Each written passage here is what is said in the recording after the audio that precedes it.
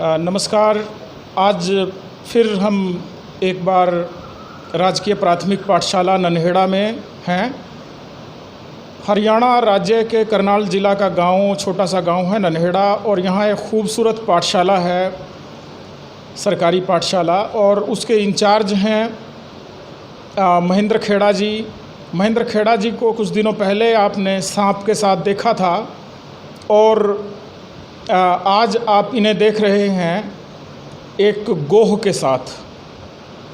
और आज का जो हमारा संदर्भ, हमारी बातचीत, ये इसी वन्य प्राणी, संरक्षित वन्य प्राणी है, इसी पे ही केंद्रित है।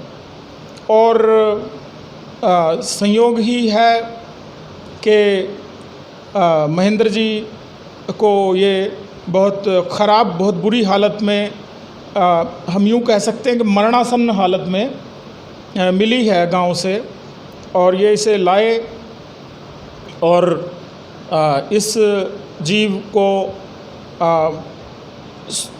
बचाने के लिए चिकित्सकों से बात करके इसका प्राथमिक चिकित्सा और पूरी देख रेख की, और संभवतः अब ये जीव बच जाएगा और इसे सुरक्षित स्थान पे छोड़ा गया है। गोह एक जो रेंग कर चलने वाले जीव हैं उसकी श्रेणी में आता है, सरीसृप प्रजाति से है, और बहुत दुर्लभ जीव है। जंगलों में और आम जगह, सड़कों पे भी कई बार दिख जाता है, और इसके बारे में भी तरह तरह की धारणाएं, तरह तरह की भ्रांतियां हैं। और प्रायः ये हम देखते हैं कि मनुष्य डर में साहस दिखाने का नाकाम कोशिश करता है। साहस, बहादुरी की अपनी परिभाषाएं हमने बना रखी हैं, और बहादुरी इन जीवों पे दिखा करके हम बहादुर होने का ढोंग करते हैं। और ऐसा ही एक वाक़या आज आया है सामने, तो हम महेंद्र जी से बात करते हैं। महेंद्र जी, आपका स्वागत है बातचीत में, और हमें बताएं कि आप को ये जो जीव है ये कैसे, किस अवस्था में, कहाँ पे मिला, और कैसे इसके साथ आपका संपर्क हुआ। नमस्कार, धन्यवाद अरुण जी। ये जो गोह है, कल जैसे दोपहर को मैं यहाँ बैठा हुआ था, हमारे साथी हैं लाल जी, वो साफ़ सफाई के काम में लगे हुए थे। छत की सफाई करने के बाद जो वहाँ से पत्ते वगैरह, सूखे पत्ते निकले थे, उन पत्तों को जो है वो बाहर डालने के लिए गए, और उन्होंने वहाँ नाले में जो है कुछ दिखाई दिया, और वो तुरंत दौड़े दौड़े वापस स्कूल में आए। उन्होंने मेरे को बताया कि भाई बाहर एक कछुआ है, और नाले के अंदर है वो कछुआ, एक बार आके देखो। तो जैसे ही मैं देखा, मैंने उसको पहचान लिया कि ये कछुआ नहीं है, ये गोह है, और ये पूरी तरह से पानी में डूबी हुई थी। इसकी सिर्फ जो इसकी गर्दन है, जिसको आमतौर पे मुंडी कहते हैं, वो सिर्फ बाहर थी। और मैंने सावधानी पूर्वक इसको जो है कपड़ा मंगवा के, कपड़े से इसकी गर्दन को पकड़ के इसको बाहर निकाला। और जैसे इसको बाहर निकाला तो देखा कि ये जो है वो घायल अवस्था में थी। जिस तरह से ये फुर्ती दिखाती है, तेज़ी दिखाती है, उस तरह की फुर्ती और तेज़ी इसके अंदर नहीं थी। तो मेरे को लगा कि भी इसको ज़रूर कोई नुकसान पहुंचाया गया है। तो हम इसको यहाँ अपनी पाठशाला में ले आए, और पाठशाला में फिर हमने देखा कि इसको जो है ना, कई जगह गहरे जख्म हैं। तो फिर इसके बारे में जो है, जो हमारे पशु चिकित्सक होते हैं, उनसे थोड़ी सी जानकारी ली, क्योंकि जानवरों के बारे में वो ज़्यादा बेहतर जानते हैं। तो उनके कहे मुताबिक जो है फिर इस पे थोड़ा सा हल्दी और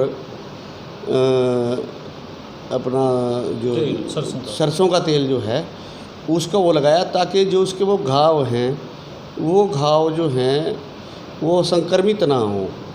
उन घावों के अंदर जो है वो संक्रमण ना फैले और उसके ऊपर मक्खियाँ ना बैठे। तो ये इस तरह से हमारे ये पास आई है। तो जैसे ही यहाँ इसका उपचार चल रहा था, तो इसी दरमियान कुछ गांव के युवक नौजवान साथी आते हैं और वो बताते हैं कि भाई हमने कल इसको छत पे देखा था। तो ये एक छत से दूसरी छत और दूसरी से तीसरी छत, और इस तरह से जैसे गांव में मतलब कोई बड़ा ख़तरनाक जानवर घुस गया हो। तो ये समझ के लोगों ने, कुछ साथियों ने इस पे हमला भी किया और उन्होंने इसको मृत समझ के ही इसको बहुत बुरी तरह से, मतलब बल्लम वगैरह लगे हुए थे, और ये भी था कि इसकी जो गर्दन है, इसका जो मुंह है, उसको भी काफ़ी पीटा गया है। अभी इसके यदि हम मुंह को देखें तो उसमें मुंह से अभी भी जो है वो, ये परसों की घटना है, लेकिन आज तक भी इसके मुंह में खून है। तो ये लोगों की अज्ञानता के कारण ही है कि हम प्रकृति जो है हमारी, उसमें जो जीव जंतु हैं उनके बारे में हमारे पास बहुत ही न्यूनतम जानकारियाँ होती हैं। हमें पढ़ने का मौका नहीं मिलता, हमें जानने का मौका नहीं मिलता, और कहीं इस तरह की किस्से कहानियाँ भी नहीं, और ये सुनने को मौका मिलता है भी ये किस तरह से हमारे लिए, हमारे जीवन के लिए या प्रकृति के लिए किस तरह से उपयोगी है। और लोग हर जानवर को जो है वो ख़तरनाक मान लेते हैं, हर जीव को ख़तरनाक मान लेते हैं, और इसके बारे में भी ये मिथ्या धारणाएं हैं कि ये थूक देगी, ये काट लेगी, और ये जो है ये मार देगी, और जबकि ऐसा नहीं है।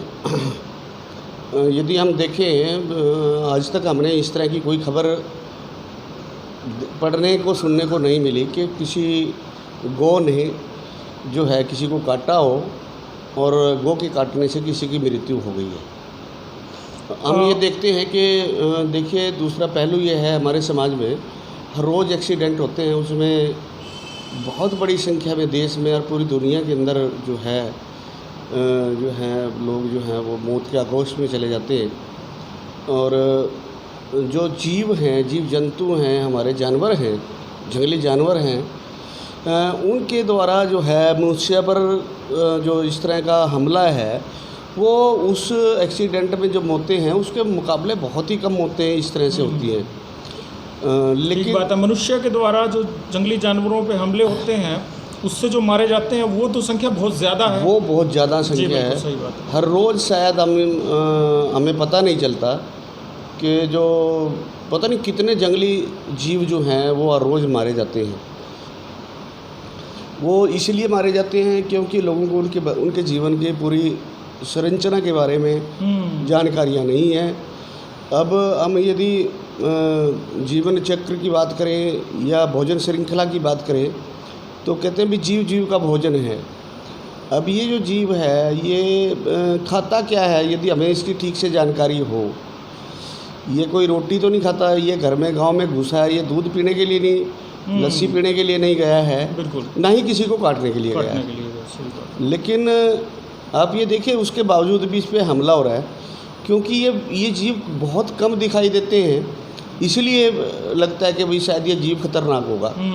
और अपनी जीवन को सुरक्षित रखने के लिए मनुष्य जो है वो इनके जीवन को जो है वो ले लेता है।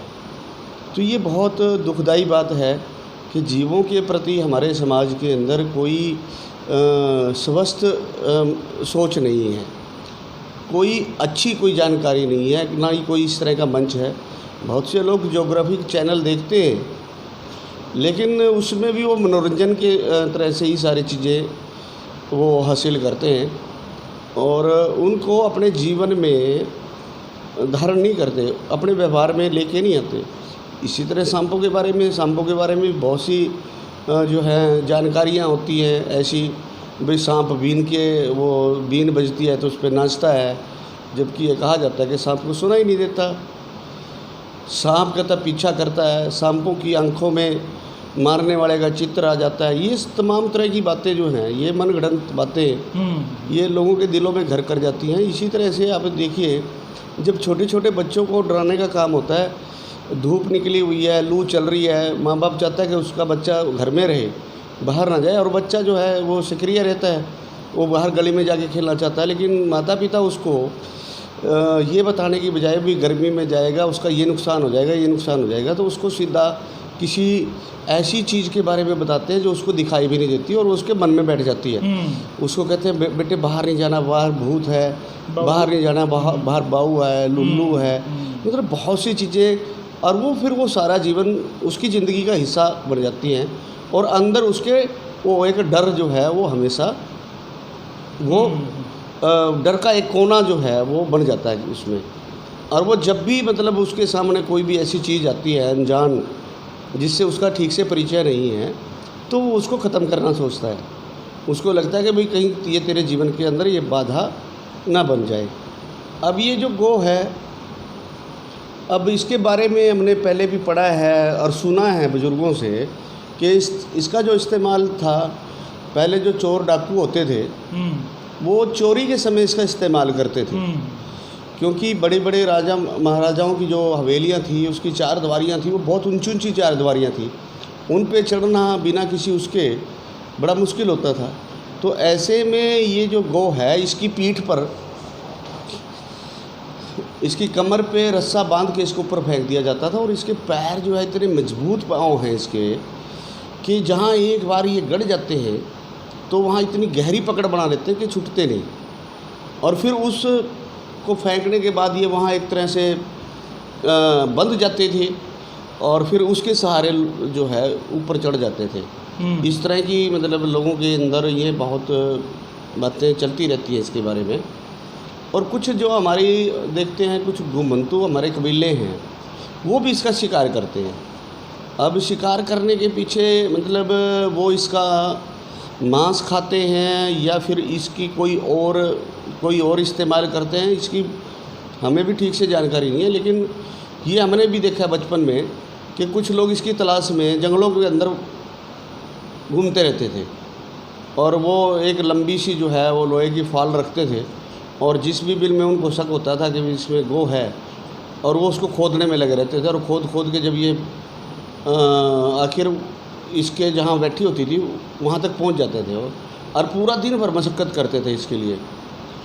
तो इस तरह से जो मतलब कुछ जातियाँ हैं, मतलब जो घुमंतु कबीले हैं, वो इसका शिकार भी करते हैं। तो इस शिकार करने से और इस तरह से मारने से जो इनकी संख्या है वो निसंदेह प्रभावित होती है। और जिन चीज़ों का ये मतलब अपने जीवन को चलाने के लिए इस्तेमाल करती है, वो कीड़े मकोड़े हैं, वो चाहे मेंढक हैं, ये भी कहते हैं कि जो छोटे सांप हैं ये उनको भी खा जाती है। तो मतलब एक तरह से ये जो बैलेंस है हमारी प्रकृति का, उसको बनाने प्राकृतिक संतुलन बनाए रखने में इस जीव का बहुत महत्व है, और ऐसे जीवों को बचाया जाना ज़रूरी है। और लोगों के बीच में ज़्यादा से ज़्यादा जागरूकता भी इन जीवों के बारे में फैलाई जानी ज़रूरी है कि ये जीव हमारे दुश्मन नहीं हैं, ये भी हमारी प्रकृति का हिस्सा हैं, हमारे जीवन का हिस्सा है। ये किसी न किसी तरह से हमारे जीवन को प्रभावित करते हैं। यदि इनकी संख्या कम होगी, यदि ये जीव जो हैं विलुप्त हो जाएंगे, तो ऐसे में क्या प्रभाव होंगे, ऐसे कौन से कीट हैं जो हमारे लिए मददगार नहीं हैं, और उन कीटों की संख्या बढ़ जाएगी।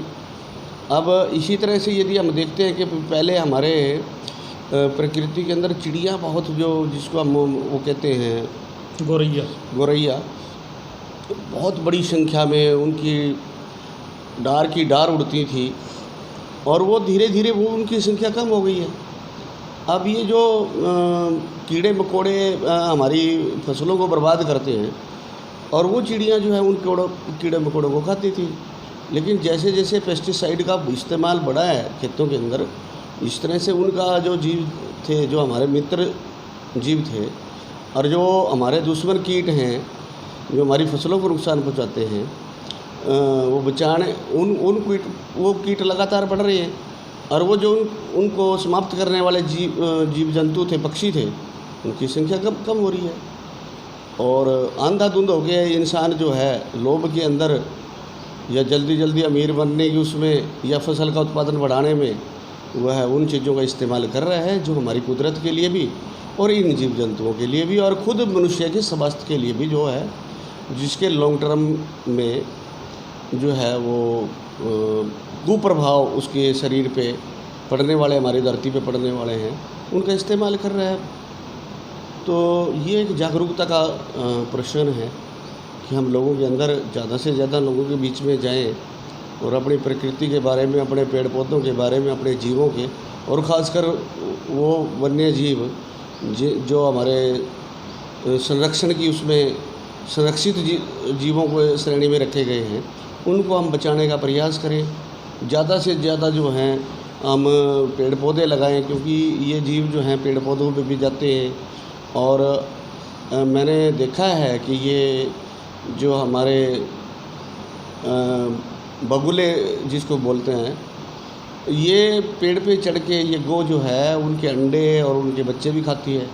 अच्छा। और हाँ, और कई बार ये होता है कि उनकी संख्या इतनी हो जाती है कि जिस पेड़ पे वो रहने लग जाए वो पेड़ भी सूख जाता है। हाँ बिल्कुल। तो और ये नीचे गंदगी, और नीचे बहुत ज़्यादा गंदगी होती है। तो ऐसे में अब ये देखिए, मैंने कई बार देखा है कि सांप जो है वो सांप ऊपर चढ़ जाता है।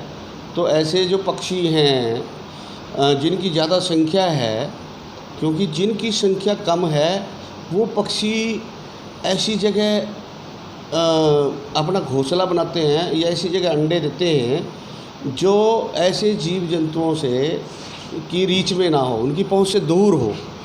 लेकिन जिनकी संख्या ज़्यादा है वो कहीं भी अंडे देके उनसे बच्चे निकालते हैं। तो ऐसे में सांप है, चाहे ये गौ है, चाहे हमारा ये कहते हैं चील है, बाज है, ये उनकी संख्या नियंत्रित करने में हमारी मदद करते हैं। तो ये इस तरह का जो एक ये जो हमारा वैज्ञानिक बात है कि हम संतुलन बनाए रखें अपने जीव जंतुओं का, तभी हमारी प्राकृतिक जो है वो संतुलन कायम रहेगा। तो ये हमारे लिए बहुत ज़रूरी है, प्राकृतिक संतुलन के लिए बहुत ज़रूरी है। हम बच्चों के अंदर चेतना पैदा करें कि भाई देखिए, हमारे यदि गुरुसेल ज़्यादा हो जाएंगी तो उनको ज़्यादा इतने हो सकता है इतने हमारे पास कीट नहीं हो जो पर्याप्त मात्रा में उनका पेट भर पाए, तो फिर वो हमारी दूसरी फसल जो है हो सका उसका इस्तेमाल करना शुरू कर दें, उसको खाना शुरू कर दें, तो हमारे लिए नुकसानदेह होगा। पहले प्राकृतिक तौर पे आज से 50 साल पहले मतलब सभी जीवों की जो संख्या थी वो एक तरह से वो संतुलन में थी। लेकिन अब हम देखते हैं कि बहुत सी चीज़ें, शेर को बचाने की बात हो रही है, जबकि मनुष्य ये मानता है कि भाई शेर तो जो है यदि शेर किसी आबादी में आ जाए तो किसी को बख्शेगा नहीं। लेकिन प्राकृतिक संतुलन के लिए उसका बचा रहना, चीते का बचा रहना जो है ये बहुत ज़रूरी है। तो इसी तरह से ये सारे जीव जो हैं बहुत महत्वपूर्ण हैं और इनकी भूमिका बहुत महत्वपूर्ण है, इनको बचाए जाने की ज़रूरत है। और यदि कहीं मिले, हम लोगों से ये भी अपील करते हैं कि यदि इस तरह का कोई वो दिखे उसको वहाँ से खदेड़ दें, वो अपने निश्चित स्थान पे चला जाएगा। और यदि उनको ये लगता है कि ज़्यादा खतरनाक उनको महसूस हो रहा है तो कोई जानकार जो इन जीवों के बारे में जानकारी रखता है उसको बुला लें, ताकि वो उनको पकड़ के किसी ऐसे स्थान पे छोड़ दें जो आबादी से दूर हो और लोगों को किसी तरह से लोगों के अंदर किसी तरह का भय उत्पन्न ना हो। तो ये जो है इन जीवों के बारे में, बहुत से जीव हैं जो विलुप्त होते जा रहे हैं। और एक हमारा जिसको हम हुदहुद बोलते हैं, ठोकबड़िया, कठफोड़वा। अब वो देखिए पहले कितनी बड़ी संख्या में था, वो ज़मीन खोद के अंदर से कीड़े निकाल के, अब कहाँ मतलब उस तरह की कोई ज़मीन नहीं रहेगी, बची नहीं है। हर हिस्सा जंगलों में वो बड़ी संख्या में दिखते थे। और छोटे छोटे जीव थे जो हमने जब हम पशु चराने के लिए जाते थे जंगल में वो दिखते थे, आज वो है ही नहीं। हाँ, तो वो देखने आने वाली पीढ़ी को जो है वो देखने के लिए भी नहीं मिलेंगे। हमने तो देखा है अपने प्रारंभिक जीवन के अंदर, लेकिन आने वाली पीढ़ी के लिए तो वो ऐसा हो जाएगा जैसे वो किताबों में ही उसके बारे में जानकारी लेंगे।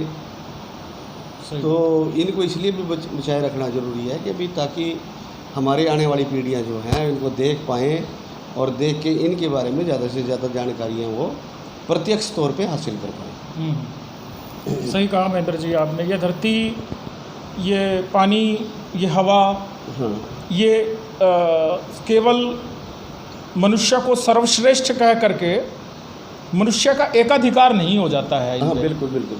और ये सबके लिए हैं, हर जीव का पूरा हक है, और हर जीव रहेगा तो ही मानव इस धरती पर रह पाएगा। ये बात समझने की बहुत ज़्यादा ज़रूरत है। और गोह के बारे में बहुत महत्वपूर्ण जानकारियाँ आपने दी हैं। गोह के बारे में एक जो मिथ्या धारणा है कि वो डंक मार लेता है और उससे मर जाता है, ऐसी बात नहीं है जो अध्ययन के मुताबिक सामने आई है, जो आपने भी जिसको कहा है।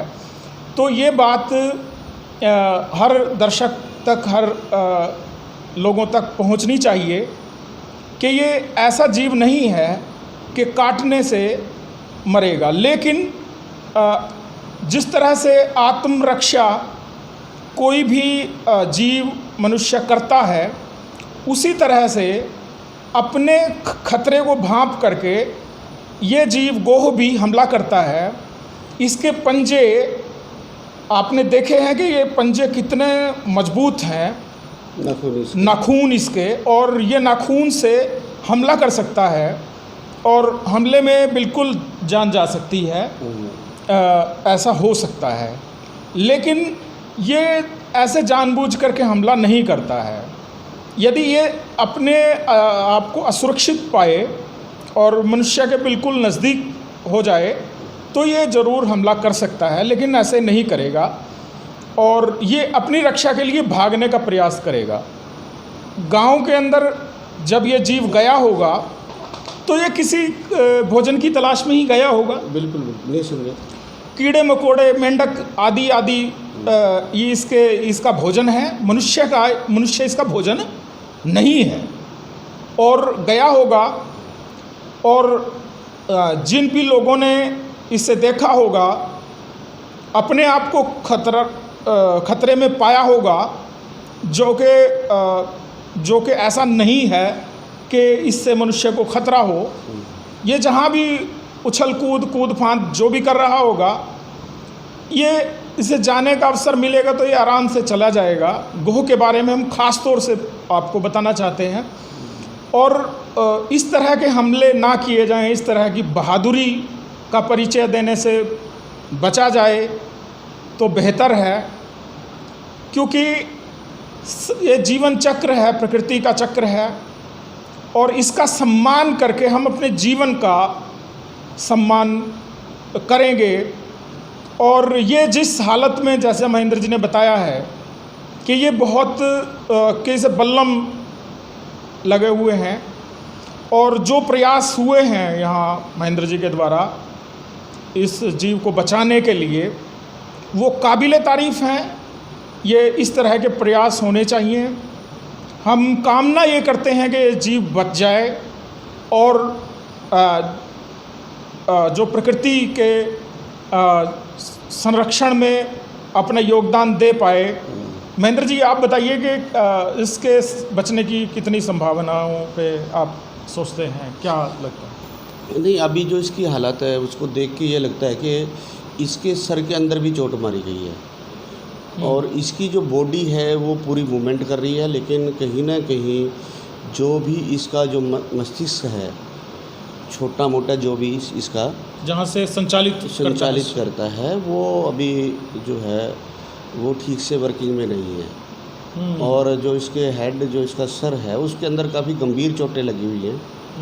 तो अभी प्रयास हो रहा है, आज भी इसको सुबह जो है वो हमने इसको सरसों के तेल से इसके मुंह के अंदर भी इसको जहाँ जहाँ हमें लग रहा है अभी घाव हैं उन पे लगाने की कोशिश की गई है, हल्दी लगाई गई है। लेकिन अब ये देखो कितना रिकवर करती है और बाकी ये है कि इस जीव के बारे में ये है कि ये बहुत मजबूत है, इसकी जो त्वचा है वो बहुत मजबूत है। वो छोटे मोटे हमले तो ये झेल जाती है, बिल्कुल, लेकिन जो इसके साथ हुआ है वो यही हुआ कि भी सामने वाले ने ये लगा कि इसको ये मर गई, उसी के बाद इसको फेंका गया है। तो इस पे काफ़ी मतलब गंभीर स्थिति है इसकी, अभी मतलब हम कुछ नहीं कह सकते, देखते हैं इसका। जहाँ तक हमें लगता है कि किसी जीव के मरने का सबसे बड़ा कारण मनुष्य जो है वो अपनी त्वचा को जहाँ भी कोई घाव होता है उसको साफ़ कर लेता है, हाँ, और साफ़ करने से ही रिकवरी की संभावनाएं बहुत बन जाती हैं।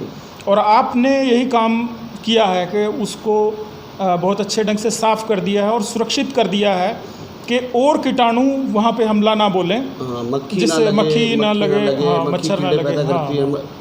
और ये जो है हमारी छोटी छोटी चींटियाँ जो हैं ये भी उस स्थान पे बहुत हमला करती हैं, ऐसे स्थान जहाँ पे बिल्कुल घाव घाव होता हो। है। हाँ। तो ये करने से जो है अभी इसको थोड़ी राहत महसूस हो रही है, और कल से जो थोड़ी इसकी मूवमेंट बढ़ी है। अच्छा अच्छा। तो उम्मीद है कि जल्दी ये ठीक होके जो है अपना जीवन चक्र पूरा करेगी। हाँ हाँ।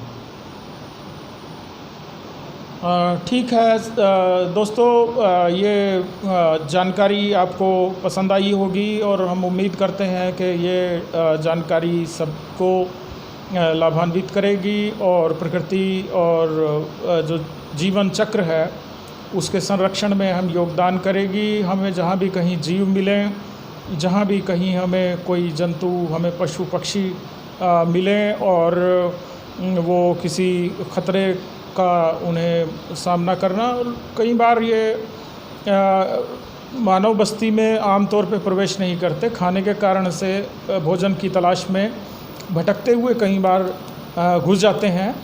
तो ये इनका कोई सचेत ऐसा कोई प्रयास नहीं होता कि ये किसी मानव जीवन के लिए कोई खतरा पैदा करें। ये भी खुद डरे हुए होते हैं और अपने डर में हम बहादुरी दिखाने से तो कम से कम बचना ही चाहिए और इनकी रक्षा करनी चाहिए। बहुत बहुत धन्यवाद महेंद्र जी। शुक्रिया जी।